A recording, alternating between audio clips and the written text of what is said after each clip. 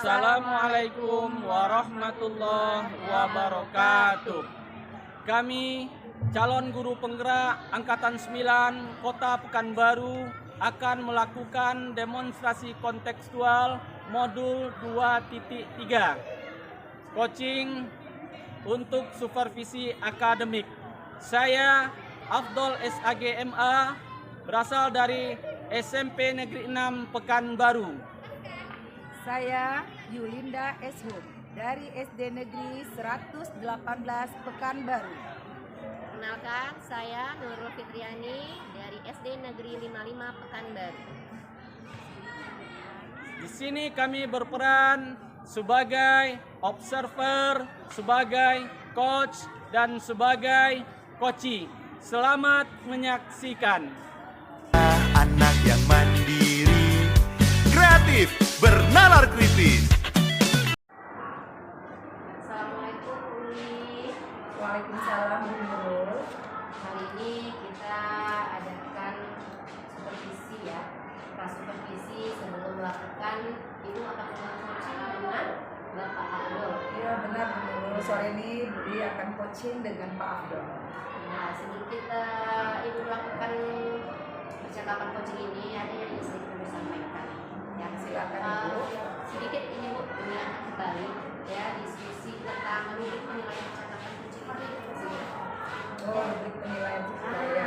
Iya. Nah, jadi ada yang kemitraan, ya kan, adanya proses kerjanya bagaimana memaksimalkan potensi, ya, alutsistanya bagaimana, dan ada juga nanti kita menggunakan rasa di situ.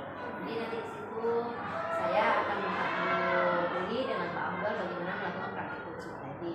Oke, siap Bu Nurul. Untuk selanjutnya ini Uli, aku menanyakan bagaimana kompetensi coaching apa yang ingin dikembangkan dari percakapan yang akan dilakukan dengan Oke, rencananya Budi di sini ingin mengembangkan di dalam coaching nanti dengan Pak Abdul seperti kompetensi kehadiran penuh, terus ada mungkin pertanyaan berbobot, menyampaikan pertanyaan berbobot kepada coachingnya, terus ada komunikasi yang efektif antara coach sama coachingnya itu. Jadi Ibu ingin meningkatkan beberapa kompetensi tadi. Ya, benar Nah, sekali. bagian kompetensi mana yang secara spesifik yang ingin saya amati lebih dalam gitu? Mungkin di sana yang jelas tuh komunikasi efektifnya betul, antara komunikasi antara coach sama coachingnya. Terus baru mungkin di sana nanti ada di pertanyaan berbobot. Apakah pertanyaan yang ditampilkan nanti sesuai dengan alur ceritanya? Oke, begitu ya. Nah, terus untuk yang pertanyaan terakhir Ibu, indikator ketercapaian dari tujuan pengembangan yang diinginkan dari coaching ini. Di sini indikator ketercapaian yang saya inginkan, di sini saya menginginkan coaching itu menemukan solusi yang ditimbulkannya itu bisa dipecahkan sama coaching tersebut. Jadi dia bisa mencari solusi dan bisa memecahkan sendiri solusinya. Oke, baik ya. Nah, jadi kita akan menemukan solusi dari permasalahan dia sendiri ya dari coaching tersebut. Oke, mungkin itu dulu pertanyaan saya kali ini. Boleh lanjutkan untuk melakukan coaching terhadap coaching. Oke, baik Bu. Terima kasih banyak Bu. Assalamualaikum Bu Uli. Waalaikumsalam Pak Abdul. Silakan duduk Pak. Makasih Bu Uli. Apa kabar sore ini Pak Abdul? Alhamdulillah baik Bu Uli. Wah, nengok wajah Bu Uli ini rasanya senang kali hari ini Bu Uli. Walaupun saya kesini bawa mungkin masalah ya, tapi nengok Bu Uli mudah-mudahan ini akan meringankan beban yang saya rasakan Bu Uli. Berarti Pak Abdul bawa masalah dong untuk Buli sore ini. Nah, kalau gitu Buli pengen tahu nih, coba Pak Abdul ceritakan sedikit apa sih masalah yang Pak Abdul hadapi? Itulah Bu Uli. Permasalahan saya itu sebenarnya di dalam kelas ini, di pembelajaran yang saya laksanakan dengan anak-anak itu, menurut saya masih belum sempurna, Bu. Masih banyak kekurangan. Itu saya katakan karena ada beberapa orang siswa saya ketika saya melaksanakan pembelajaran, menerapkan pembelajaran, ada 1 atau 2 orang anak-anak itu tidak antusias ya, Bu. Tidak memperhatikan apa yang saya sampaikan, malah seolah-olah mereka merasa tidak butuh dengan pembelajaran yang saya berikan, Bu. Oh, seperti itu. Berarti ada beberapa orang anak yang Bapak berjumpa di dalam kelas itu kurang antusias ya? Ya, betul, boleh. Terus apa yang Bapak harapkan dari perbincangan kita pada sore hari ini? Ya, saya berkeluh kesah dengan Bu Uli ini, bercerita dengan Bu Uli, mudah-mudahan permasalahan saya di dalam kelas itu bisa diselesaikan ya. Dan juga pembelajaran saya yang sebelum saya datang ke sini menurut saya itu kurang efektif. Nah, setelah saya bercerita dengan Bu Yuli, berdiskusi dengan Bu Uli, ini memberikan dampak yang positif sehingga pembelajaran saya itu lebih meningkat daripada sebelum ini, Bu Uli. Jadi kalau seperti itu kita seperti mencari solusi ya Pak ya? Ya, kira-kira seperti itulah, Bu Uli. Oke. Jadi menurut Pak Afdol, Bu Uli mau nanya nih, apa sih yang membuat murid-murid Pak Afdol itu kurang antusias dalam pembelajarannya tuh? Ya, kalau saya berasumsi, Bu Uli, 1 atau 2 dari anak atau 3 dari anak itu, di samping memang anak tersebut juga kurang punya semangat, dan diri saya pun sendiri sudah saya ukur gitu. Barangkali pembelajaran saya bagi mereka tidak menarik gitu ya. Metode yang saya sampaikan mungkin tidak menarik bagi mereka, model pembelajaran yang saya sampaikan dengan mereka itu tidak menarik bagi mereka, sehingga mereka itu mencari kesibukan lain aja, Bu Uli. Mungkin kalau menurut asumsi saya sementara itu. Oh, jadi begitu ya, mungkin Bapak merasa Bapak yang kurang mungkin dalam menggunakan media pembelajaran. Betul. Nah, kira-kira tuh menurut Bapak apa saja yang dapat membuat murid Bapak itu supaya nanti antusias dalam pembelajarannya tuh? Itulah, Bu Uli.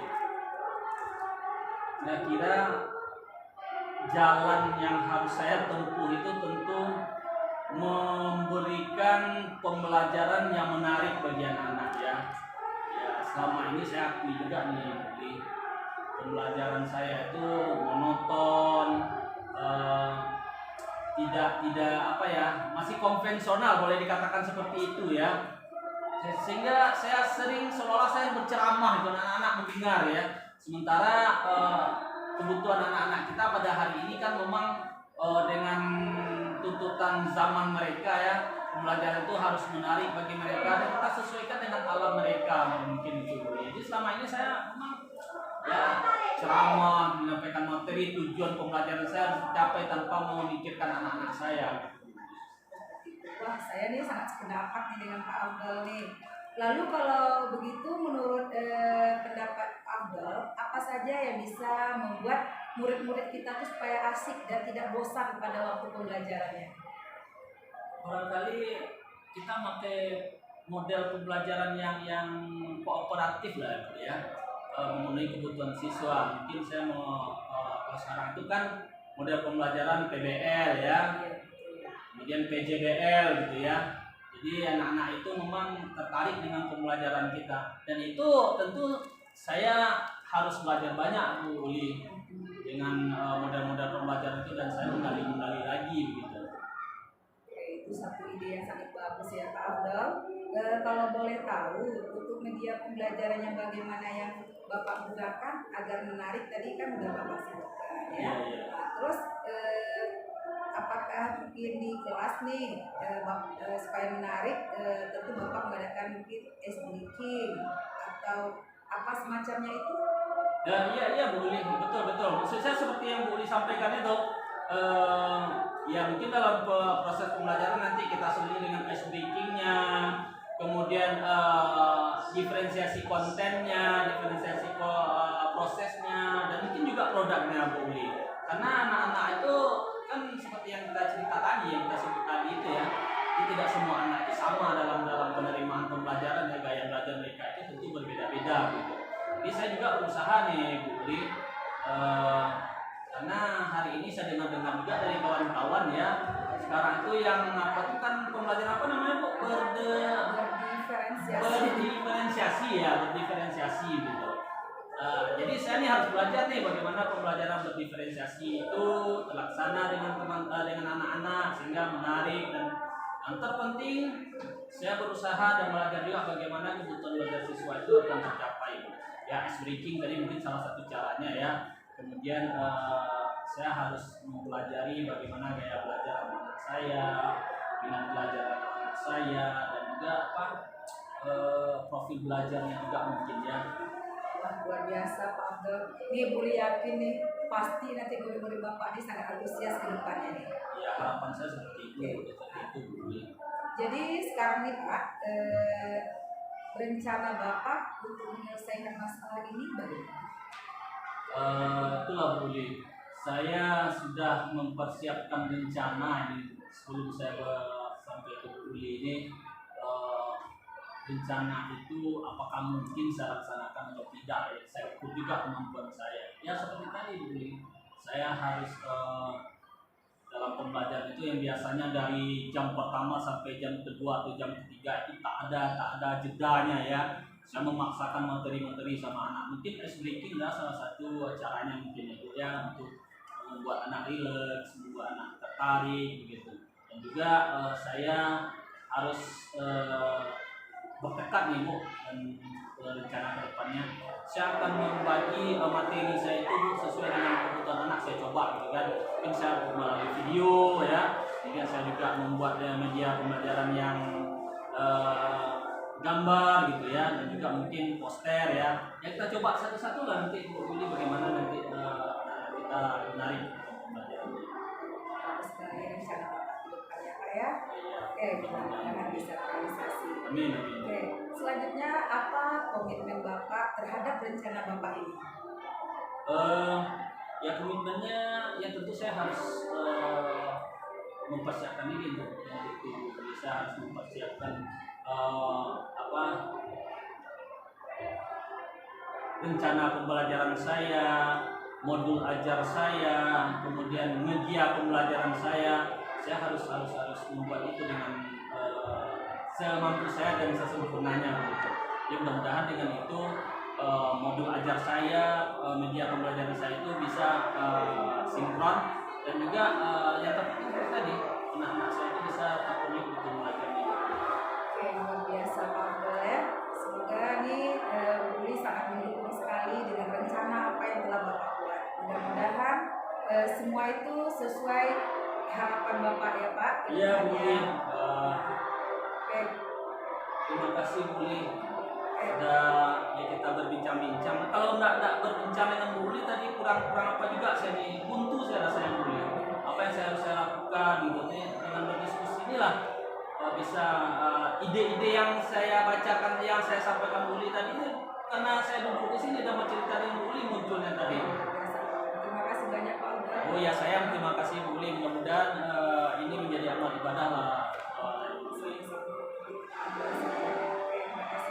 Oke Bu Uli, saya mohon pamit Bu Uli ya. Dan insya Allah nanti bagaimana perkembangan dari yang kita diskusikan ini di kelas, nanti saya akan bercerita lagi dan diskusi lagi dengan Bu Uli apakah masih perlu perbaikan atau nanti Bu Uli nanti juga bisa lihat ya bagaimana saya di kelas ya.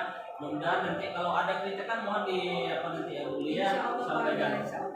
Oke, boleh saya pamit Bu Uli, mohon maaf sekali lagi ganggu Bu Uli. Ya, oke, sama-sama Pak Abdul. Oke Bu Uli, pamit saya Bu Uli. Assalamualaikum. Waalaikumsalam.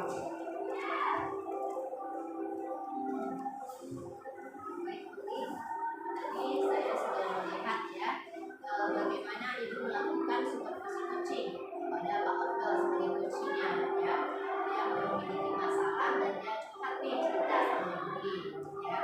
Nah di sini saya akan menanyakan sedikit ya pas supervisi ini, apa yang sudah Ibu lakukan pada saat melakukan coaching ya, yang menjadi indikator tercapai perkembangan yang diinginkan.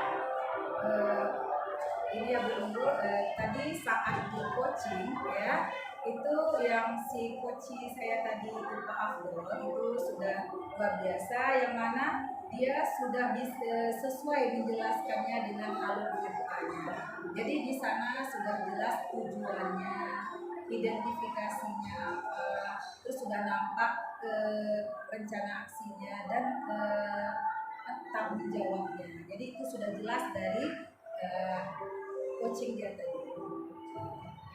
Nah di sini saya sedikit menyampaikan ya catatan hasil observasi saya setelah melihat tadi coaching dengan coaching ibu tadi ya. Nah di sini saya juga sudah melihat alur cerita yang ibu gunakan sudah berjalan dengan baik ya. Sudah melakukan prinsip-prinsip coaching yaitu kemitraan, proses kreatif, memaksimalkan potensi juga, mendengar dengan aktif ya, hadir penuh, juga memberikan pertanyaan-pertanyaan berbobot. Nah di sini juga Bu Uli juga memberdayakan Uci, menggali potensi dia gitu kan, akhirnya dia menemukan solusi dari masalah dia sendiri gitu ya. Jadi ini terakhir Bu sebelum saya tutup gitu ya. Kira-kira kompetensi apa lagi yang ingin Ibu kembangkan berdasarkan hasil coaching Ibu barusan? Kalau ingin yang saya kembangkan tentang coaching saya tadi, mungkin saya ingin lebih mendalami itu tentang coaching itu melalui alur ceritanya yang lebih mendalam gitu. Ada lagi Bu? Mungkin hanya itu yang saya sampaikan. Mudah-mudahan ya dengan kedepannya terus berlatih, dengan sering melakukan menjadi coach atau kita punya masalah kita juga bisa cerita dengan teman-teman kita gitu ya. Berlatih dengan coach ini banyak manfaatnya. Itu saja